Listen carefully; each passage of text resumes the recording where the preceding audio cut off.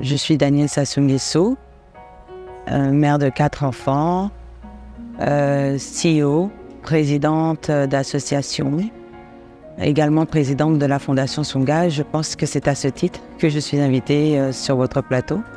Moi, j'ai bénéficié d'une bourse scolaire de nationalité gabonaise. Il y avait le système des bourses et stages et on nous faisait signer un engagement décennal.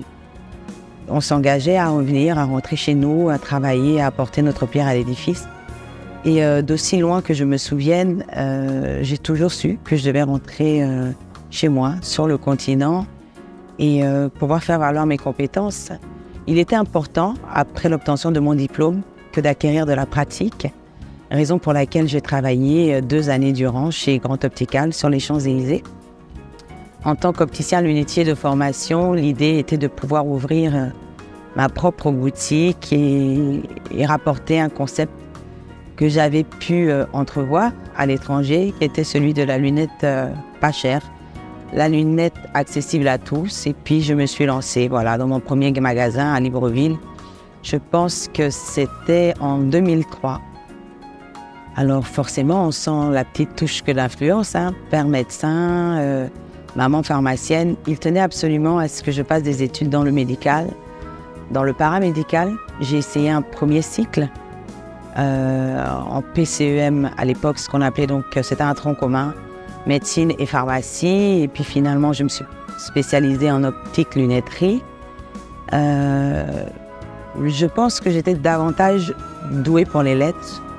Et finalement, je pense que c'est dans ce domaine, la communication, le rapport à autrui, où je m'en sors le mieux. Donc, beau fuir le naturel, finalement, il s'est imposé à moi. J'ai commencé à Libreville, ma mère étant de la région du Haut-Ogooué. La ville de Franceville s'est imposée un petit peu à moi. Et puis, il faut aussi aller là où se trouve la demande, parce que ça reste un commerce. Très rapidement, je crois que c'était en 2005, je me suis installée à temps plein à Brazzaville, au Congo. Il était important pour moi que de pouvoir continuer à mener mes activités. Alors j'ai ouvert la boutique de Brazzaville. La particularité, c'est que j'y ai adjoint une sorte de clinique. Au départ, l'idée c'était d'apporter, d'allier l'offre à la demande, c'est-à-dire que d'avoir l'ophtalmologue au sein du complexe, de façon à ce que le client puisse avoir à la fois ses soins en ophtalmologie et pouvoir acquérir sa monture juste après. Et forte de ce concept, on a ouvert sur Pointe-Noire et enfin Kinshasa, parce que ce sont les 2 capitales les plus proches du monde et que finalement, ça met à peine 10 minutes en traversée bateau pour pouvoir rejoindre la ville juste en face. Donc pour l'instant, c'est de la stratégie, on va dire ça comme ça. Je propose un article, mais qui n'est pas rémunéré, entrepreneur social. C'est que je fais du social. J'entreprends dans un domaine assez particulier, qui est celui du social, qui est celui que de tendre la main à d'autres personnes, et pour ça, on n'attend pas forcément de rémunération en échange ou à la clé. C'est un petit peu la quête d'un océan bleu, Je recherchais un océan bleu à cette époque, sans forcément savoir ce que c'était. Il était primordial pour moi que d'acquérir des nouveaux outils, parce que être à la tête d'une fondation nécessitait d'avoir de nouvelles compétences. Et je suis allée les chercher là où elles se trouvaient. J'ai été également mère au foyer, donc j'ai arrêté mes études en 3e année, niveau licence. Et c'est un vieux complexe, on va dire ça comme ça. J'avais un défi, une revanche à prendre sur moi-même. Et je suis repartie donc à Paris. J'ai pu intégrer la prestigieuse école Sciences Po et y passer mon master en politique et management du développement. Faire des études est très important, surtout lorsque l'on est une femme. Ça nous permet que de pouvoir déjà acquérir un métier et personnellement, c'est vrai que ce n'était pas évident que de se lever tous les matins, mais c'est une expérience que j'ai pu partager avec mes enfants et dont je garde des souvenirs mémorables. Vous imaginez, ils me demandaient parfois « Maman, est-ce que tu as fait tes devoirs? Est-ce que tu as pris ton goûter ?» Et c'était beaucoup plus facile pour moi que de me sentir accompagnée. Donc c'est une expérience que j'ai vécue en famille et comme je suis toujours dans l'apprentissage, j'espère leur avoir inculqué qu'il n'y a pas d'âge finalement pour reprendre ses études et vouloir évoluer. J'aime cette idée que d'avoir plusieurs vies. Je crois que c'est comme ça que je me définis. J'ai été femme au foyer, mère de famille. Je me suis occupée un temps de mes enfants et puis cette envie de découvrir, de faire d'autres choses, d'apporter ma pierre à l'édifice. C'est vrai que j'aurais aimé être plus présente, notamment dans cette période assez charnière, transitoire, qu'est l'adolescence. Mais j'ai privilégié la qualité au détriment de la quantité. C'est-à-dire que quand je suis là, mes enfants le sentent véritablement. Quand je suis avec eux, je suis à 100%. Mère de famille, limite maman poule. Et il était important pour moi que de leur apprendre la valeur travail, l'importance de la valeur travail. C'est un petit peu comme ça que j'ai été élevée. Le premier mari d'une femme, c'est son travail, etc. Et il était important que je puisse transmettre cela à mes enfants parce que je pars du principe que la modélisation est la première école et que très souvent, les jeunes filles reproduisent à l'âge adulte ce qu'a pu être le parcours, inspirant ou non, de leurs parents. J'ai arboré une multitude de casquettes parce que j'ai entrepris dans différents domaines. Je crois avoir découvert de nombreux métiers et la leçon que j'aimerais transmettre, c'est qu'entreprendre, c'est bien, mais pour se lancer, il faut avoir les outils qui vous permettent de pérenniser l'entreprise. Savoir rédiger un business plan, connaître véritablement quelles sont ses qualités pour pouvoir déceler ce que l'on est appelé à faire. Donc le parcours de l'entrepreneur est jonché comme ça d'obstacles et il est important avant de se lancer que d'avoir un mindset prêt, un mindset renforcé pour pouvoir vous permettre de dépasser ces entraves que je ne qualifierai jamais d'échec parce que pour moi, il n'y a pas d'échec, il n'y a que des apprentissages. Donc savoir rebondir sur l'apprentissage et capitaliser son expérience. Donc le conseil, c'est d'acquérir les outils nécessaires, l'adéquation formation-emploi qui vous permettrait de pouvoir exceller et réussir dans le domaine que vous aurez choisi. Pas d'échec, que des apprentissages.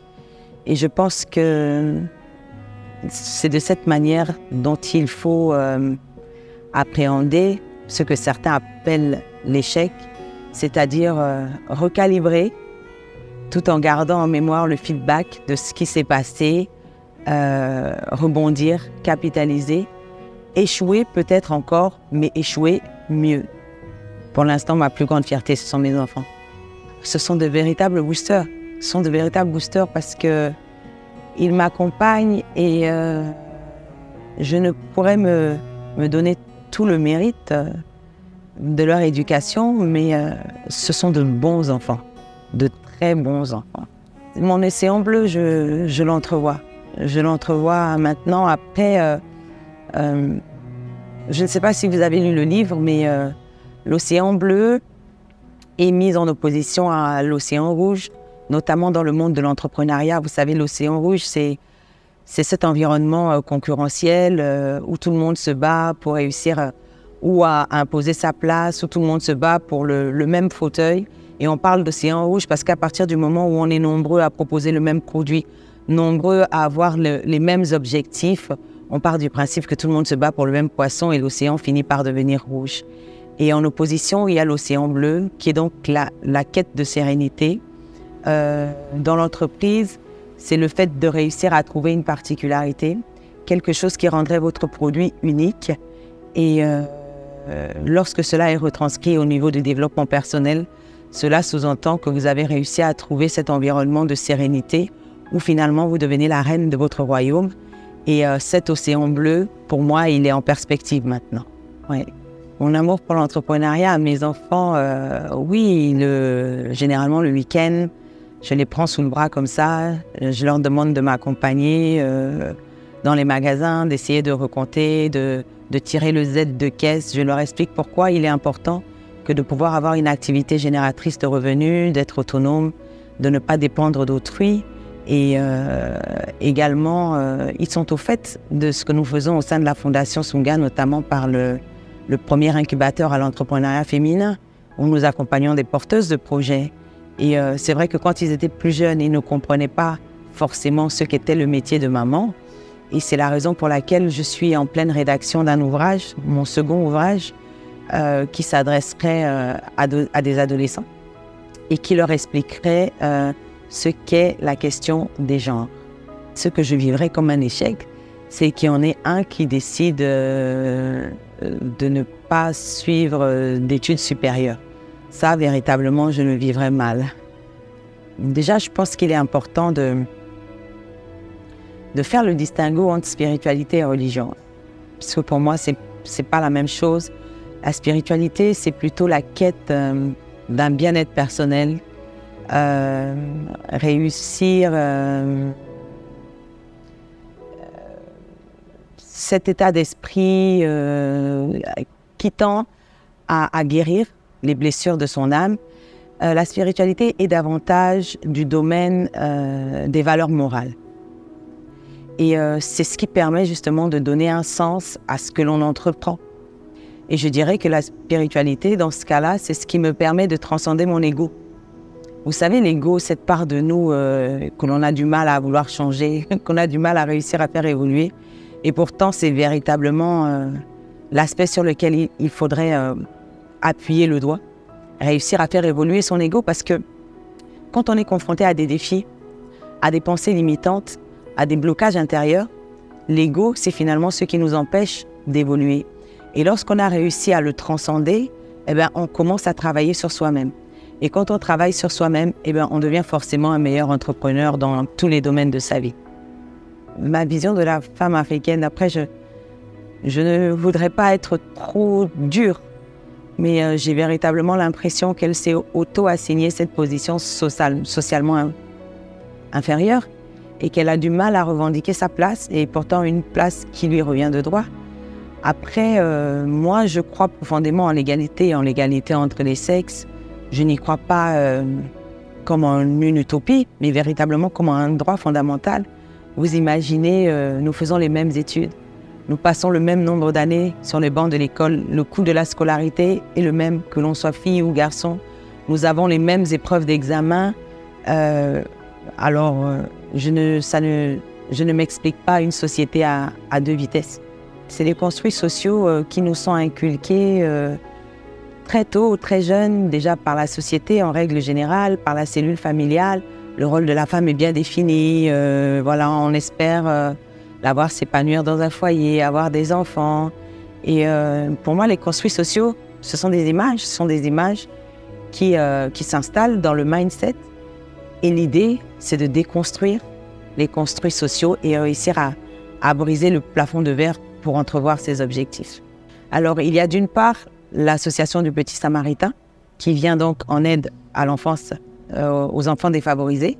Et il y a la Fondation Sunga. Et la Fondation Sunga, c'est un parcours en développement personnel. Je ne m'en doutais pas à l'époque, parce que je n'étais pas au fait que la question des genres était véritablement portée au cœur de l'agenda même des différentes ONG. Le départ de la Fondation Sunga, tout part véritablement d'une difficulté. Je vais être honnête avec vous. L'histoire de la Fondation Sunga, on va faire simple. Je vis une difficulté dans ma vie personnelle. Je me retrouve dans un environnement qui n'est pas mon environnement de départ. Et généralement, ce que l'on conseille aux personnes qui s'installent à l'étranger, dans un nouveau village, on vous dit quand vous arrivez dans un village, si les gens marchent sur un pied, eh bien, il faut marcher sur un pied. Et il y a cette inadéquation, j'ai l'impression d'évoluer un peu comme une sorte d'ovni. Je ne me sens pas en adéquation avec les valeurs prônées au sein de cette société qui, à mon sens, relègue la femme à un second rôle qui est uniquement celui d'épouse et mère de famille. Les femmes ne sont pas jugées à leur capacité à être de bons chefs d'entreprise, par exemple, mais finalement à leur capacité à être de bonnes épouses ou de bonnes mères de famille. Et j'ai besoin de comprendre cet environnement J'ai besoin de comprendre pourquoi est-ce qu'il donne davantage la primeur à la jante masculine plutôt qu'à la jante féminine. Et pour ça, il me faut partir au contact de ces femmes. Il me faut aller leur parler, aller comprendre pourquoi est-ce que cette société fonctionne comme ça. Et c'est le premier projet, notamment de la Fondation Sunga, qui est donc l'organisation de Focus Group, où je sillonne donc toute l'étendue du territoire congolais. Je vais à la rencontre de ces femmes et je me retrouve avec une formidable collecte de données et je ne sais pas quoi en faire. Et je décide de mettre tout ça par écrit et de les porter aux différentes parties prenantes, aux autorités locales qui pourraient s'en servir, pourquoi pas, pour enclencher de nouvelles politiques en matière de genre. Et puis finalement, le déclic ne se fait pas. C'est-à-dire qu'ils reçoivent le projet et l'une des recommandations était la création justement d'un organisme qui saurait parler aux femmes, qui pourrait représenter la société civile et se positionner un peu comme une sorte de porte-voix. Et lasse d'attendre, je me résigne donc à commencer la Fondation Sunga, mais l'idée de départ n'est véritablement pas d'exporter le projet, donc de revenir à Libreville pour ce qui était de la question de départ. Et puis finalement, les projets évoluent, ils s'imbriquent les uns aux autres. Et puis, il y a l'Académie du leadership, qui est donc le tout dernier projet de la Fondation Sunga. Et ce projet se veut, depuis cette année, itinérant, avec pour ambition, pourquoi pas, que de revenir à Libreville, au Gabon. Mais pour ce faire, il faudrait que la demande soit là, soit efficiente. Il faudrait que les femmes gabonaises aient envie de nous entendre, aient envie de participer à ces séminaires de formation. Et pour l'instant, via les sondages que nous pouvons faire avec la community manager, on n'a pas véritablement l'impression qu'elle soit demandeuse, en tout cas pas à l'heure d'aujourd'hui. Dans un parcours, finalement, peu importe les imprévus, j'ai réussi à comprendre que les épreuves ne viennent pas simplement à vous. Elles viennent à vous parce qu'il y a un besoin d'apprentissage encore à combler. Et une fois que vous avez accepté le challenge, eh bien là s'ouvre la porte de la bénédiction. Et une fois qu'on est en adéquation avec cela, eh bien on évolue sereinement. On évolue sereinement parce que peu importe ce qui peut arriver sur le parcours, on a hâte de découvrir la face cachée de la pièce qui est la bénédiction qui va avec. Il est important de se découvrir soi-même. Il est important de savoir ce que l'on est appelé à faire. Il est important que de connaître quelles sont nos qualités, où est-ce qu'il faut aller. Et pour ça, il faut entrevoir un parcours en leadership parce que le leadership, véritablement, c'est un petit peu la clé de route. C'est la clé de route du succès parce que c'est cette porte ouverte qui vous permet de découvrir véritablement ce que vous êtes appelé à faire. Et une fois que vous marchez sur la voie, sur le chemin qui est le vôtre, eh bien forcément vous entrevoyez le champ des possibles et vous brisez le plafond de verre.